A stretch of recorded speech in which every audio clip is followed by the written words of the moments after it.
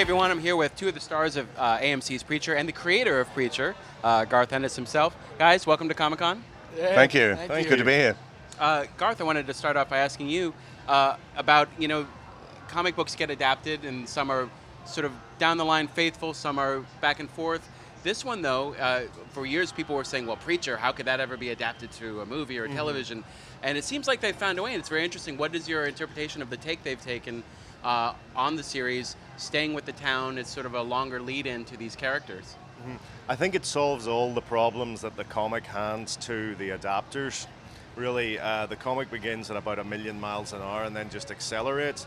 I don't think you could do a TV show like that. I think it would, the storytelling would be breathless, the audience would be bewildered. It simply wouldn't work. Sam Catlin and his team, I think, found a way to solve all those problems, to slow it down, give it room to breathe. Definitely. And what is it like, just as the creator, seeing some of these, and we've got two characters from the show, are sort of two of the more out there characters from the series itself. It's one way of putting it, yeah. Seeing them sort of come to life like this. Oh, it's been absolutely terrific. I mean, the first time you see Arseface warbling away, watching Graham ride down the street of the little western town as the Saint of Killers gave me a real kick. So it's been terrific. Now, Ian, is Eugene ever? Is he coming back from hell? I hope so. How is hell? Actually, Yeah, it's pretty hot. I'll no. probably be visiting it. Yeah. Yeah. I think if there's one word that kind of defines this first season, it's origins, and finding the origins of these characters that you kind of begin to know throughout the comic. And I think, I like to think this is just the beginning for Eugene's story. What was it sort of like just recently playing? It was like imaginary Eugene.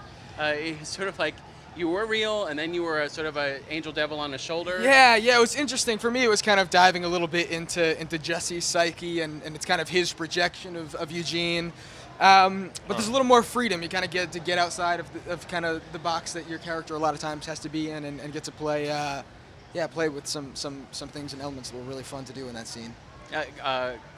Graham, you're all backstory at this point.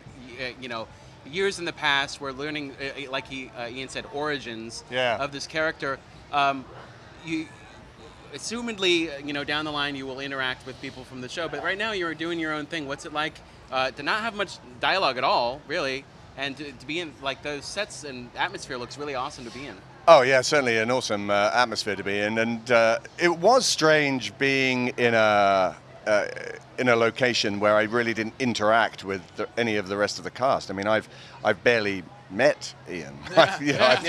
I saw him in the trailer park one day, and now here, and it's the same with the other characters. So I've been off in my own little world, but it's been, as far as not having many lines is concerned, it presents its own challenges when you don't have a lot of dialogue. But I think somebody once said to me that it's not that I don't have much to say, it's that I choose not to say it. That's the Saint, I think, to some extent. He's a man who is economic with his words and his movements. And that's hard to do sometimes, because your inclination as an actor is sometimes to do more than you need.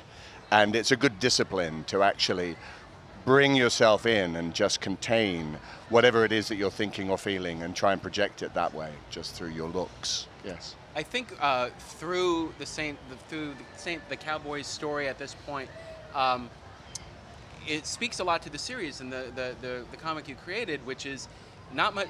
It's a savage landscape, very cruel, and he's learning things about people he might assume are good, and they turn out not to be so good.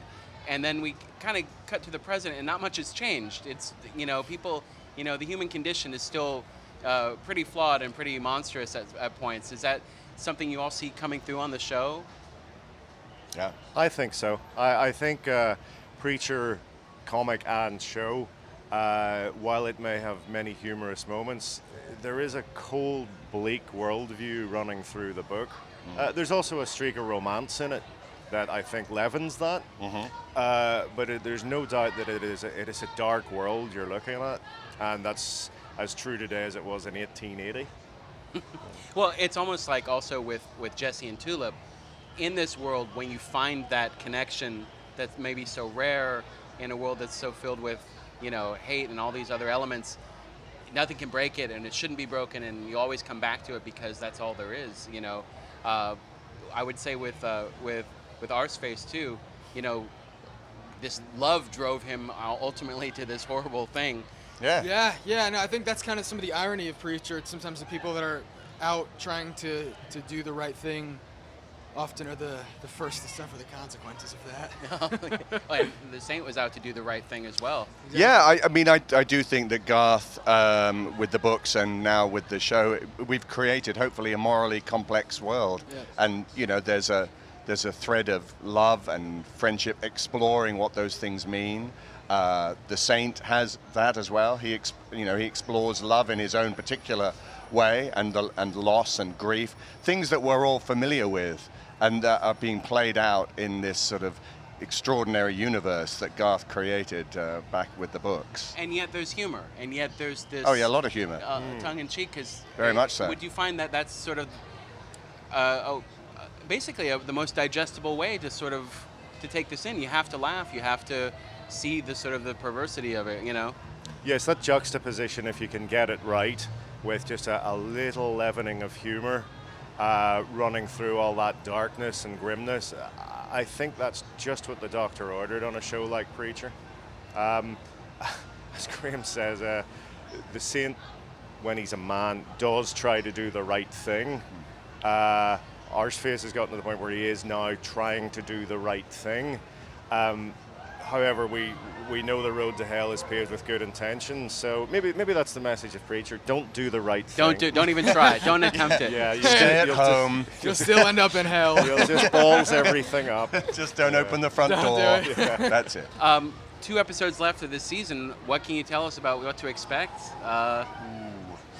Probably we can't tell you too much. The episode that's just about to air on Sunday is the episode that I particularly enjoyed doing. I mean, it's a sort of actor's dream what I had to do in that particular episode, and I thoroughly enjoyed it. So I hope when you watch it, you'll feel the same. That's as much as I can tell you. Though. Okay. Yes. Not a lot. It may be my favorite scene in the entire first season, actually. It's Okay. going to be a memorable one. Yep. And well, it would all depend on if you return from the fiery pits, I suppose. Yeah, and I suppose I can't give you an answer on That's that. true.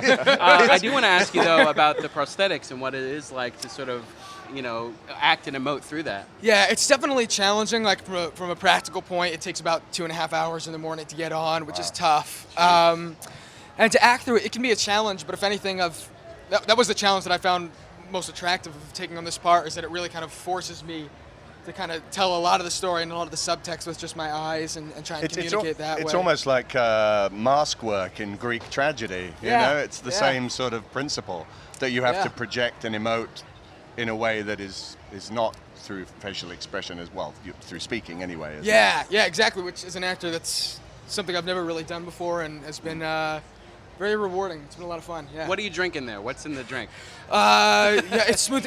When I'm wearing the mask, I actually can't eat the whole day when I'm wearing it. Wow. So I'm drinking God. smoothies on and off stage. It's the world's saddest example of method acting I think has ever Wow. existed. Get your protein and nutrients. I know. It's great though that they went with an actual practical prosthetic though. It is, and, yeah. And not I mean, CG on the face. At 4 o'clock in the morning, I'm Yeah, not saying listen, that.